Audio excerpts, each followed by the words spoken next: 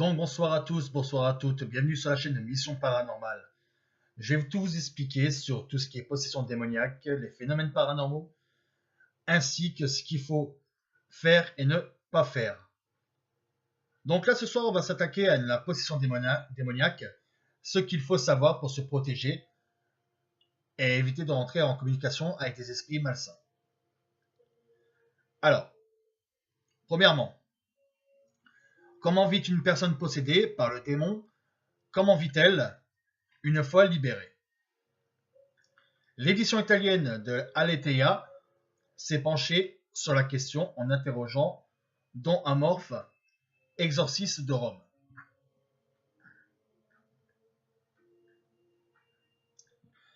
Selon Don Gabriel Amorphe, il existe divers cas de possession.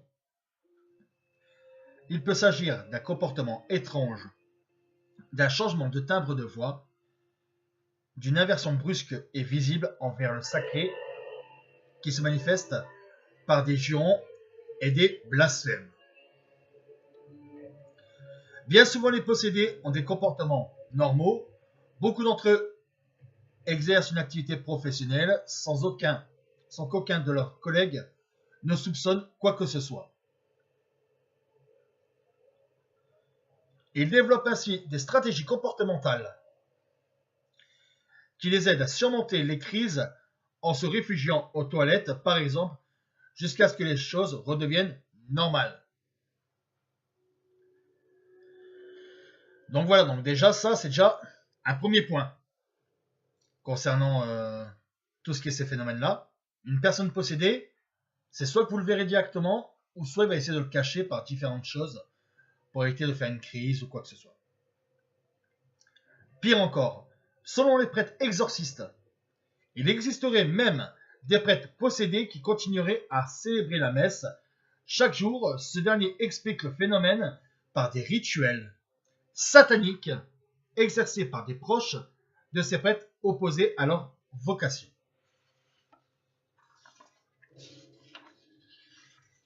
Après la libération, le processus est en général assez lent, explique Don Amorphe, mais les individus délivrés retrouvent en principe leur vie d'avant, sans conséquences notables.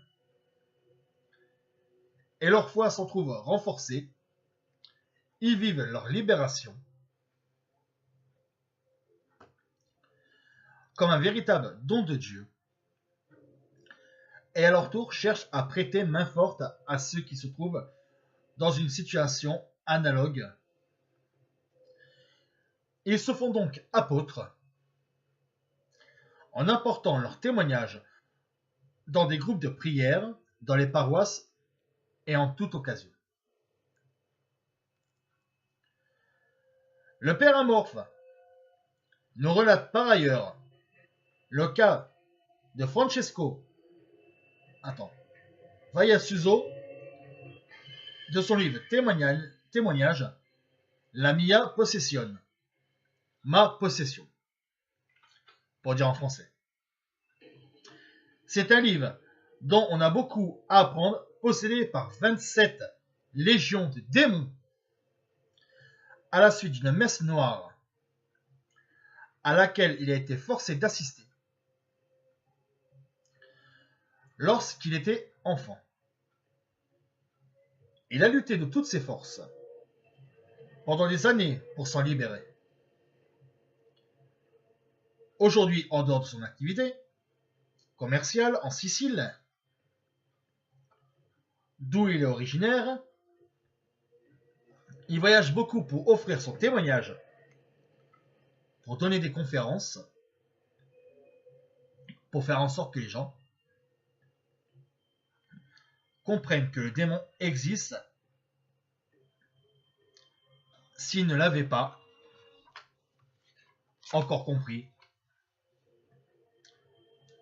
et qu'ils se fassent exorciser s'ils en ont besoin. Alors là, on va passer au niveau du pape. Le démon existe, avertit le pape François. Lors de la messe du 11 novembre dernier, le pape François a appelé à ne pas être naïf, mais vigilant, car le démon existe. Certains prêtres disent en lisant ce passage de l'Évangile, Jésus a guéri une personne d'une maladie psychique. Il est vrai qu'à cette époque, on pouvait confondre une épilepsie avec la possession du démon, mais il est aussi vrai qu'il y avait le démon. Il poursuit le croyant, n'a pas le droit de simplifier en disant ce n'était pas des possédés, c'était des malades psychiques. Non, la présence du démon est dans la première page de la Bible, et la Bible finit aussi par des présences du démon avec la victoire de Dieu sur le démon. C'est sûr que si on est croyant, pratiquant, qu'on cherche à se protéger, bien sûr, on peut toujours vaincre le démon par la croyance.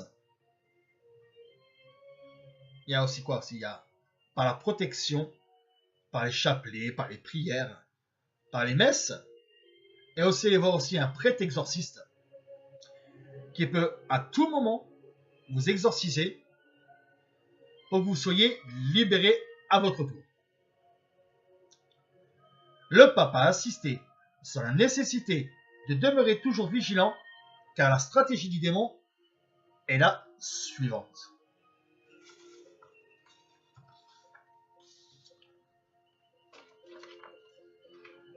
Tu t'es fait chrétien, avance dans ta foi.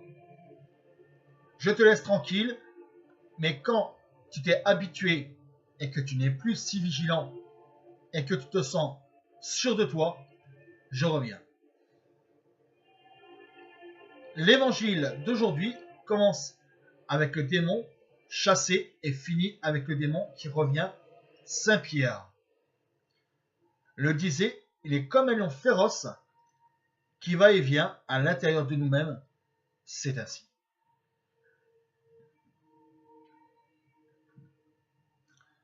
Donc, comme vous pouvez le savoir, donc le démon il peut très bien partir, comme il peut revenir tout de suite.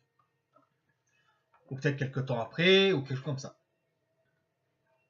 S'il vous plaît, ne faisons pas affaire avec le démon. Il cherche à venir dans la maison et à prendre possession de nous. Ne pas relativiser, veillez et toujours avec Jésus, a-t-il conclu. Bon, comme vous pouvez le voir aussi donc, sur les possessions démoniaques, il y a tellement de choses qui sont incompréhensibles que personne ne peut, admettons, être guéri à 100%. Il y a différentes choses qu'on peut toujours voir pour apprendre un peu plus sur tout ce qui est possession démoniaque. Les libérations, les incantations. Voilà. N'oubliez pas une chose, que si vous êtes possédé, vous devez travailler intérieurement sur vous, sur votre foi, pour que vous soyez protégés au maximum. Donc voilà les amis, c'est la fin de cette vidéo. Je vous dis à la prochaine et surtout portez-vous bien. Bonne soirée les fantômes.